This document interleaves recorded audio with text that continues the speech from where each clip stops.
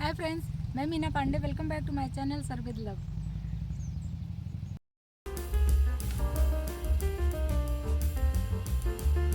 तो फ्रेंड्स, मेरा एक गर्मा गर्म नवरत्न कोरमा बन के तैयार हो गया। इस तरीके से बनाएंगे ना तो सबको बहुत ही पसंद आएगा। रेस्टोरेंट में खाना भूल जाएंगे, घर में ही बनवा के खाएंगे। तो आप लोग भी बनाइए और इन्जॉय करिए। उसके लिए मैंने कुछ सब्जियां काट ली हैं। सब्जी आप अपने चॉइस से ले सकते हो, क्या चाहिए क्या नहीं चाहिए। तो मैंने गोभी काट लिया है, थोड़ा सा बीन्स लिया है, गाजर, शिमला मिर्च, टमाटर लिया है। इसमें और सारी सब्जियां पड़ेंगी। बीच बीच में और भी सब्जियां मैं डालती रहूँगी, तो वीडियो में बने रहिए तो आपको पता चलेगा कि नवरत्न कोरमा में क्या क्या सब्जियां डलती हैं। तो आइए बना लेते हैं। 1 टीस्पून मैंने कढ़ाई में तेल डाल दिया, रिफाइंड ऑयल डाल दिया है। स्पैचुला से तेल को मैं कढ़ाई में इस तरीके से फैला देती हूँ। मैंने 100 ग्राम पनीर ऐसे क्यूब में काट लिए हैं। इसको मैं हल्का सा सेक लेती हूँ। पनीर को हल्का सा सेक लेंगे ना, सब्जी में हमारे सूंधापन आ जाएगा। तो देख रहे हैं ये पनीर हमारा हल्का हल्का लाल हो गया है ना, रेड रेड स्पॉट्स आ गए हैं। बस अभी इसको मैं निकाल लेती हूँ। बहुत ज़्यादा इसको हमें लाल नहीं करना है, बस इसी तरीके के स्पॉट्स आने चाहिए थे। तो पनीर को निकाल लेती हूँ। तो बचा हुआ तेल है, इसी में मैं जो सब्जियाँ हैं, सब्जियाँ काट ली, सब्जियाँ डाल के फ्राई करूँगी। सब्जियाँ डाल दिया, गैस को मैं हाई कर दूँगी। इसको हमें फ्राई कर लेना है। नवरत्न कोरमा 2 तरीके से बनता है फ्रेंड्स। एक तो उबाल के बना लो, और एक अगर इस तरीके से फ्राई करेंगे ना तो ऐसे में बहुत अच्छा टेस्ट आता है। क्योंकि अगर हम उबाल लेते हैं तो सब्जियों का तत्व भी निकल जाता है और वो फीका फीका सा लगेगा। लेकिन इस तरीके से अगर हम तेल में, हल्का सा तेल में फ्राई कर लेंगे ना, तो सोना सोनापन आएगा और खाने में बहुत टेस्टी होगा। इसी में नमक डाल देती हूँ, सब्जियाँ हमारी फटाफट पक जाएंगी। नमक मैंने टेस्ट के अनुसार डाला है, बाद में मैं टेस्ट करके उसको एडजस्ट कर दूँगी नमक को। नमक डाल के मिक्स कर देती हूँ और गैस को मैंने फुल पे ही रखा है। फुल गैस रख के हम पकाएंगे ना तो हमारी सब्जियाँ क्रंची बनी रहेंगी। अगर गैस को हम कम कर देंगे तो सॉफ्ट हो जाएंगी, तो खाने से मज़ा नहीं आएगा। इसलिए फुल गैस पे इसको मैं कवर कर देती हूँ। 3 से 4 मिनट ऐसे फुल गैस पे पकने देती। 3 मिनट हो गया, मैं सब्जियाँ चेक कर लेती हूँ। सब्जियाँ तो देख के ही लग रहा है कि आध पकी सी हो गई हैं। 50% हमारी सब्जियाँ पक गई हैं। इस तरीके से इसी जगह बना देते हैं।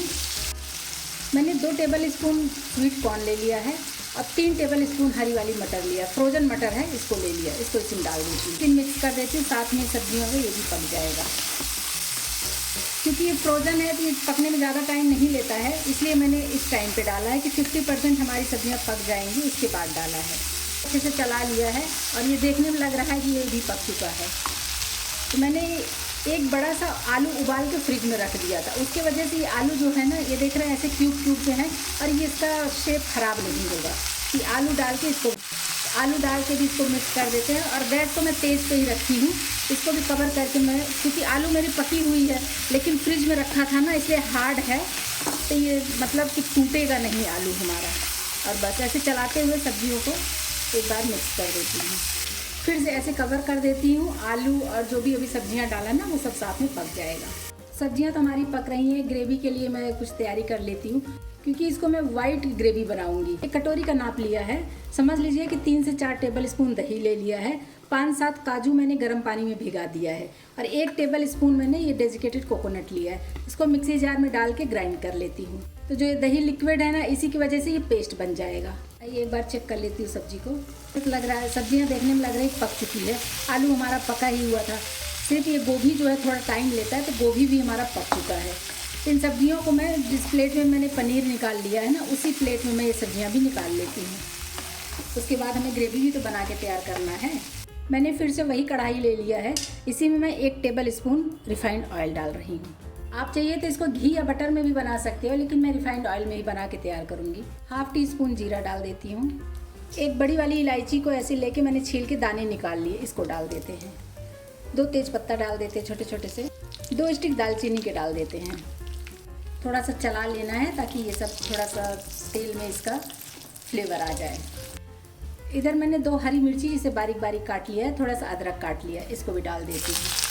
अदरक को भी हल्का सा पका लेती हूँ। तो फ्रेंड्स, मैं इसमें लहसुन प्याज का यूज़ नहीं कर रही हूँ। अगर आपको लहसुन प्याज यूज़ करना है तो इसी स्टेप पे आप कर सकते हो। बिना लहसुन प्याज के ही बना रही हूँ। गैस को स्लो कर देती हूँ। मैंने जो ये काजू और दही का मिक्सचर बना लिया ना, इसको डाल देते हैं। गैस स्लो करके ही डालेंगे फ्रेंड्स, क्योंकि इसमें दही डला है, काजू है, तो जो काजू होता है वो नीचे लगने लगता है और दही भी फटने के चांस होते हैं। इसलिए ऐसे स्लो गैस पे ही इसको चलाते हुए हमें गाढ़ा कर लेना है, या फिर कहिए कि एक उबाल आ जाए तब तक ऐसे हम चला लेंगे। मैं इसको वाइट ग्रेवी बना रही हूँ, आप चाहिए तो कलरफुल बना सकते हो, हल्दी डाल सकते हो या मसाले डाल सकते हो, लेकिन मैं इसको वाइट ग्रेवी ही बना के तैयार करूँगी। तो बस इसको ऐसे चलाते हुए गाढ़ा कर लेना है ताकि ये हमारा दही फटने ना पाए और काजू जो पेस्ट बन गया है वो काजू नीचे ना लगे। ऐसे चलाते हुए गाढ़ा कर लेते हैं। 1/4 टीस्पून ब्लैक पेपर पाउडर डाल रही हूँ।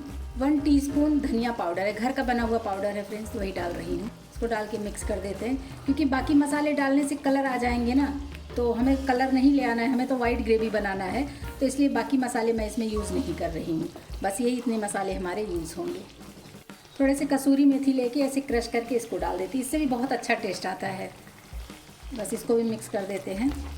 तो अभी देखिए मतलब तेल ऊपर ऊपर आ गया है इस तरीके से। तो एक मैंने टमाटर काट लिया, ये टमाटर इसी में डाल देती हूँ, क्योंकि टमाटर हमें एकदम अच्छे तरीके से पकाना नहीं है, ये भी तो क्रंची क्रंची सा होना चाहिए ना।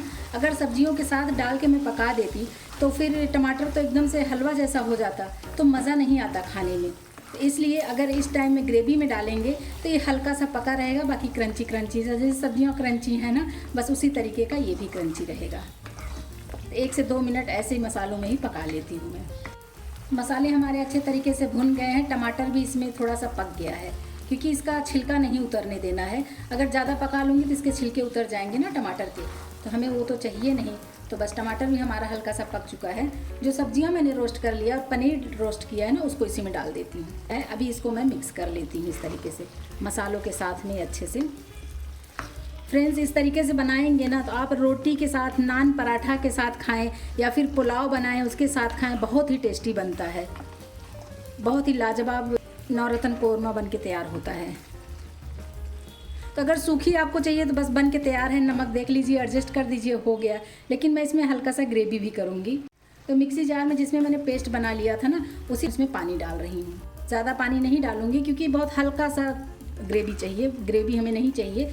थोड़ा सा ये जब पकेगा तो एकदम सूख जाएगा ना, बस वही उतने के लिए हमें ये ग्रेवी चाहिए। बहुत शानदार नवरत्न कौरमा बन के तैयार हुआ है फ्रेंड्स। एक बार ज़रूर ऐसे बना के ट्राई करिए, मज़ा आ जाएगा घर वालों को। अभी इस तरीके से कवर कर देती हूँ, इसको स्लो गैस पे 2 से 3 मिनट में पकने देती हूँ, इसमें उबाल आने देते हैं। एक बार सब्जी चेक कर लेती हूँ। देखिए फ्रेंड्स, ऊपर ऊपर तक ये जो तेल मैंने डाला था ना, वो तेल एकदम ऊपर ऊपर तक आ गया है और बहुत ही लाजवाब हमारा ये नवरत्न कौरमा बन के तैयार हुआ है। जो अभी ये मैंने खड़े मसाले डाले हैं ना, जैसे ये तेज पत्ता है, तो तेज पत्ता मैं निकाल सकती हूँ क्योंकि अभी इसने अपना असर कर दिया है ना, इसको मैं निकाल देती हूँ क्योंकि इसका असर सब्जी में आ चुका है।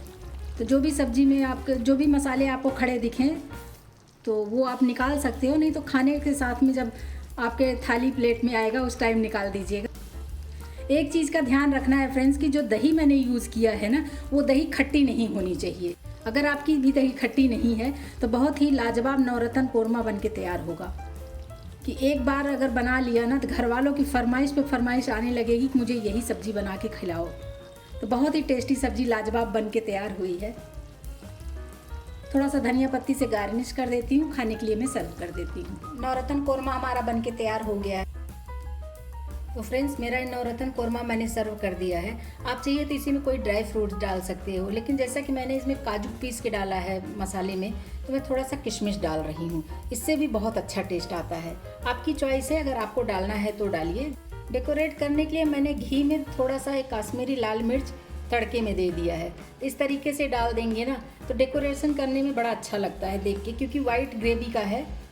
बाकी आपकी चॉइस है, अगर आपको काश्मीरी लाल मिर्च पाउडर जैसा मैंने किया तड़के में ऐसा नहीं देना है तो कोई बात नहीं। तो फ्रेंड्स, मेरा ये वेज नवरत्न कौरमा बन के तैयार हो गया। इस तरीके से बनाएंगे ना सबको बहुत ही पसंद आएगा।